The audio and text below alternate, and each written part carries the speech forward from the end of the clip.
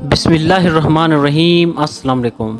हज़रत आदम अलैहिस्सलाम बहस से ज़मीन पर तशरीफ़ ले आए तो बारगाह खुदाबंदी में अर्ज़ किया कि खुदाया, मैं यहाँ तो ना मलाइका की तस्बीह और इबादत की आवाज़ सुन सकता हूँ, ना ही कोई इबादत खाना नज़र आता है, जैसा कि आसमान में बैतुल मामूर देखता था जिसके इर्द गिर्द मलाइका तवाफ़ करते थे।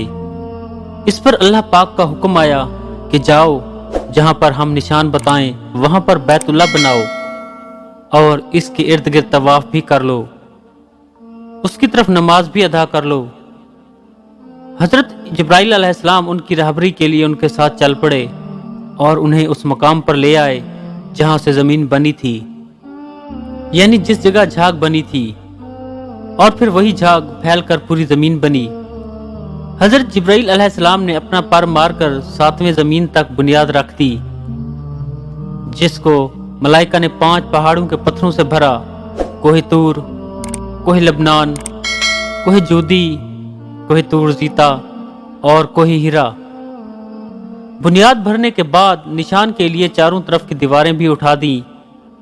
इस तरफ हजरत आदम अलैहिस्सलाम नमाज भी पढ़ते रहे और तवाफ भी करते रहे। तूफान नूह तक काबा इसी हालत में रहा। तूफान के वक्त वो इमारत आसमान पर उठा ली गई और वो जगह एक और ऊंचे टीले की सूरत में रह गई, मगर लोग फिर भी बरकत के लिए यहाँ आते थे और आकर दुआएं मांगते थे। फिर हजरत इब्राहीम अलैहिस्सलाम के ज़माने तक काबा इसी हालत में रहा।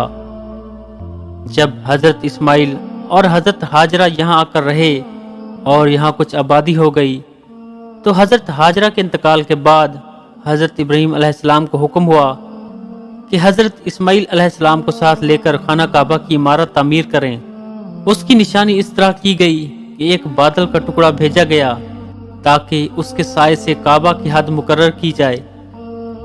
हजरत जिब्राइल अलैहिस्सलाम ने उस साए की मदद से खत खींचा और हजरत इब्राहीम अलैहिस्सलाम ने इस खत पर इस कदर खुदाई की कि बुनियाद आदम नमूदार हो गई। फिर इस पर इमारत बनाई गई। उसकी बुलंदी 9 हाथ थी और रुकने अस्वद से रुकने शामी तक दीवार की लंबाई 33 हाथ और रुकने शामी से रुकने गरबी तक 22 हाथ और रुकने गरबी से रुकने यमानी तक 31 हाथ और रुकने यमानी से रुकने अस्वद तक 20 हाथ थी। इस तरह हजरत इब्राहीम अलैहिस्सलाम ने खाना काबा के अंदर एक तगार सा बनाया ताकि काबा के लिए जो नजराने और तोहफे आए वो इसमें रखे जा सके।